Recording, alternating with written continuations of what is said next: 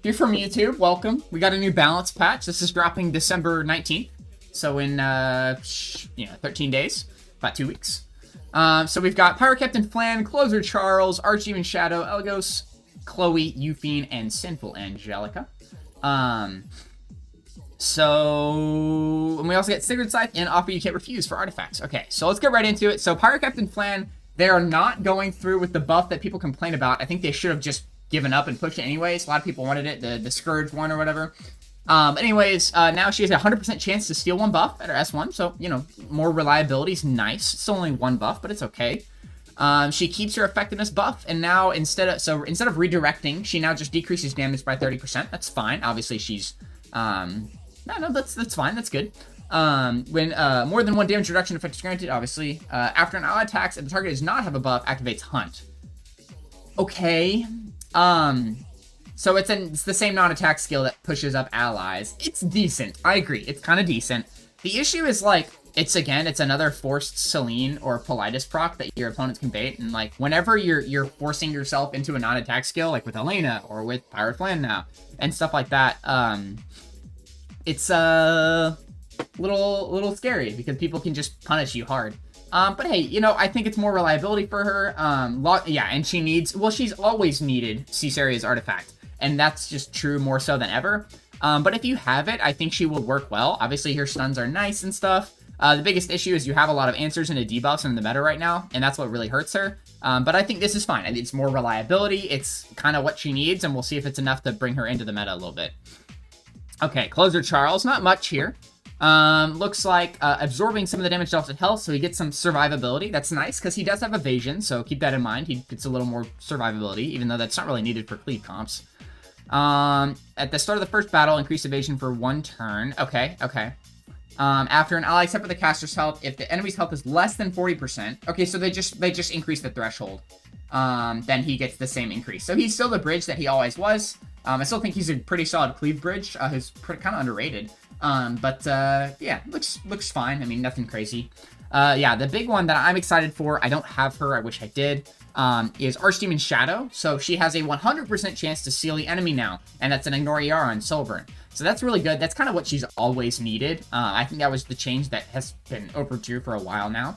And now she's got, after using a basic skill, when the target is sealed, it increases attack of the caster, and then it activates Burst. So if you seal, no matter what, you're going to activate Burst. So less RNG there. That's awesome. That's what she needed. Burst, obviously, you're running Fairy Tail Artifact for the bonus damage, but not only that, she even chips down more bonus damage with a successful attack, deals additional damage proportional to the caster's attack. You hate Archdemon Shadow buff? It looks great. It looks like a pain in the ass for some of these units, but it's the kind of unit we need, right? And then a boost, more death break chance, right? 70% to 80%. So I think this is a pretty solid buff. And now giving her that attack buff too gives her some synergy with the S3 and the burns. Obviously, same issue that you run into is obviously a lot of answers into debuffs and stuff now. But let's say you seal the opponent's still a better whatever, and it's like, that's pretty solid. So I think this is pretty good. Yeah, she gets a free Fairy Tail Artie without the Artie, and then you put the Artie on her. Dude, the tick damage is going to be insane. They did get rid of the hit chance debuff, which kind of sucks because that was really clutch sometimes. But, you got to trade off something, right? Because this is a big kid. Immunity just ruins her. Yeah, of course it does. You can also run the Strip artifact, the Hall of Trials one, right? The El Violin, right? So maybe that'll work on her. But even so, immunity is present, but it's not omnipresent. It's not everywhere, right? So, I think she's still a really solid buff. It's good for her. Okay, let's see here. This is one I'm really excited for, Eligos. So they're making him just a more reliable cleave unit. They're also buffing his artifact. We'll talk about that. So now he's proccing his dual attack when he has Gab, and he gives himself Gab by his S2. So that's increasing hit chance and critical hit damage just passively the whole time. Critical hit damage by 50% is insane. That's so much extra damage. Eligos is going to see way more play for sure. When ally except for the caster defeats an enemy, so same situation, right? Then activates Time Bomb against the enemy with lowest attack health instead of highest attack. Okay, so this is good because if it's lowest health, that would means that if everyone is full health except for the enemy you've killed, that it's gonna proc on usually the highest attack enemy, right? And so they're changing him to what looks like an ass Flan counter. and you'll see that on this S3 too. But it's basically he's focusing that lowest health enemy, which is either going to be who's ever is hurt the most, or it's going to be that highest attack enemy, because usually higher attack means lower health, right? Gives himself Gab, again, more insane damage. They're giving him so much free damage, it's going to make him crazy. And then attacks the enemy with a bomb, and it just does so much damage. Damage proportional speed, looks insane. His S3, free crit chance, makes him easier to build too. Where'd they give him free crit chance? I think you're talking about this crit damage, right? They got rid of perception. So there's no perception now, so you have to build him under CC. But he gets 50 free crit damage, which is better. Crit damage is huge. I mean, this is more equipment score, right? No, it's about the same, actually. No, it's definitely less equipment score than if they gave him 50 CC. But usually they give like 20 or 30. But crit damage is still insane. Like, that means you're hitting that 350 cap very easily. Then here we go. S3 is resource reduction on the target by 60%. Guess what 60% of 5 is? It's 3. Guess how much focus a unit has that's really toxic right now when she starts the battle? Flan, and she has 3. So this is definitely a Flan counter. And then dispels 2 buffs from the target, inflicts target and decreased defense for 2 turns. So that's pretty nice. I wish she inflicted target beforehand, because that's going to mean that you're guaranteed to hit that Flan. But you know, he gets 50%. Oh wait, never mind. You get 50% hit chance, and you reduce her resources to 0, so it's a 50-50. You win the 50-50 because you have the 50 bonus. Great ass Flan counter. And unfortunately, it means that cleavers now have an answer to ass Flan.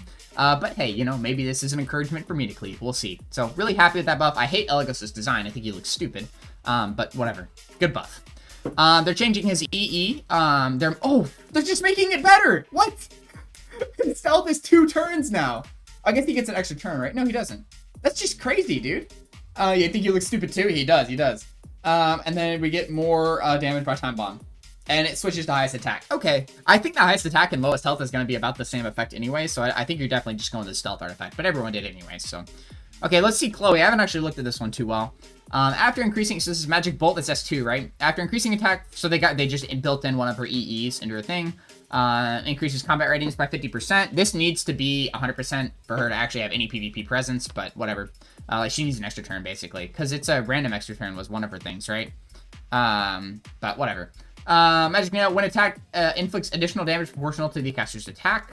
That's fine. So instead of being a Wyvern unit, they're trying to make her a PvP unit. Whatever. I get it.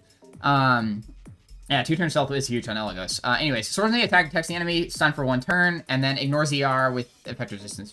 Looks fine. The problem is he's just too hard to pull off. Okay, well, Yufine is up next. So the EE, they're just changing how her EE is, because obviously her kit's very different. 50% bonus combat readiness on her S1, right? No, on her S3. That's kind of mid, actually. Damage dealt by Hyperstrike by 20%. That's pretty nice. That's her S3, so you're going to be able to one-shot some nice bulky units now. 85% chance to decrease defense for 2 turns when using Hyperstrike. It's the same as it used to be, right? Yeah, decrease defense, and it's just ignore ER. I think she's fine. I just don't think she's going to see that presence because she's just too hard to pull off, and she's a blue unit, so you run into that issue as well. Hey, this is the one I'm excited for, right? One of my favorite units, and she's getting really good relevance. They're finally not making her a stupid fucking Zeo Synergy unit, and they're actually making her a Cleave Bridge. Let's go! So they're completely reworking her kit. So her S2 is now an AoE with a 70% chance to decrease defense for 2 turns. It's a guaranteed ER, and it dispels 1 buff, so that's nice for immunity. Still the silence. I don't think her S2 is really the big deal, but what really matters is Dragon's Charge. And so they're changing Dragon's Charge. We're gonna look at the Awakened one. And so now she increases attack for 2 turns first. Huge, free damage, right? Attacks the enemy with a massive blade. When the enemy is defeated, grants an extra turn. Woo! That's nice. Not only that, but when the target has a debuff, damage dealt increases. This looks just like Jacko, right? Which I'm really excited for because I really want Jacko. Because Jacko is one of my favorite Guilty Gear units, first off. And then I just really love the Guilty Gear collab and everything. So, and she's a great cleave unit. So I really want her. This is basically Jacko's kit without that like free damage but passive or free debuff passive. If you see a 3, you choose Jacko and Yufine over Jacko Ludwig. Yeah, exactly. Like this is literally so good. I'm excited for something like that. So hopefully we still get Guilty Gear. I really hope this isn't a sign that they're actually just not bringing back Guilty Gear because I was a little worried about that. But anyways, and then when the skill is available during cooldown count, then if the enemy has a debuff, increase combat readiness caster by 20%. So it's the same kind of thing as Jacko. She's going to be cutting if the opponent's debuffed. You run her with Chief plays Strive. Yeah, I played Strive a little bit. I'm pretty bad. I played Bridget and Ramlethal, but I'm not very good. Anyways, if the enemy has a debuff, increases combat range, so it just she becomes a bridge unit. It says skill, not attack, so non-attack skills can activate this too. Yeah, that's really smart, actually. So you can run her with Muna Cleave, too. Nice. Are you a Slayer main? Nice. I stopped playing right before they released Slayer, but I want to try Dizzy out. Big Dizzy fan, so. Anyways, cool. Yeah, I got into Guilty Gear when they had that first round of collabs in Epic 7, and I was like, oh, Guilty Gear, I like these units, let's try it out. And then I played wouldn't Noir Cleave be better? Yeah, Noir would be nice. Run her with her own artifact? Yeah, with the defense break? Yeah.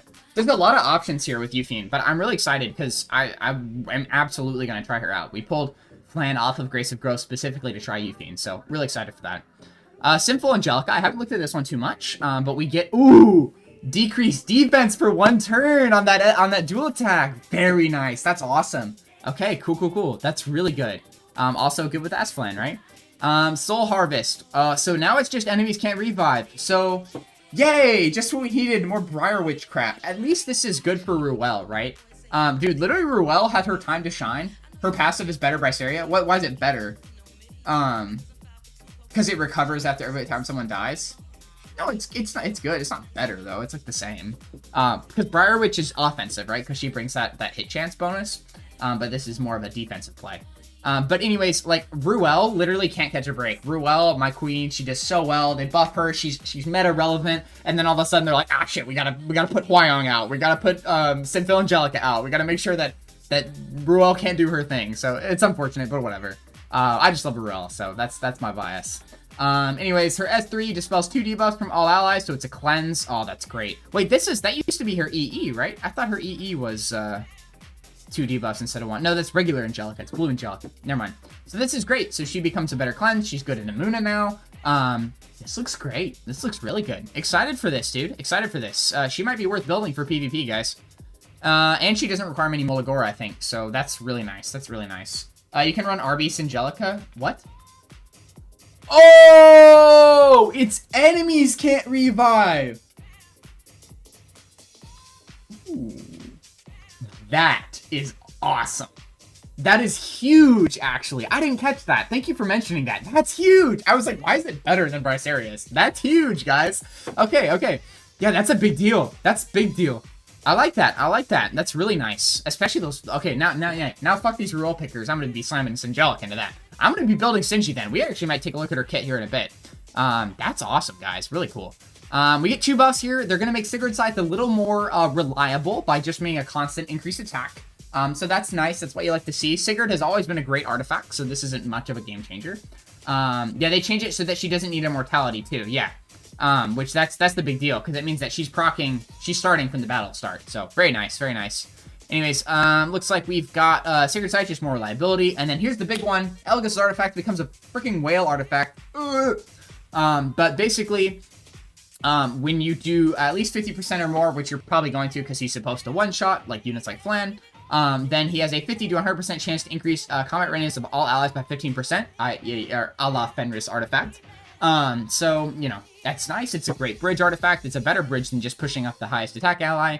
The only issue is it's 50 to 100% chance, and you know that's never going to proc. So, very nice though.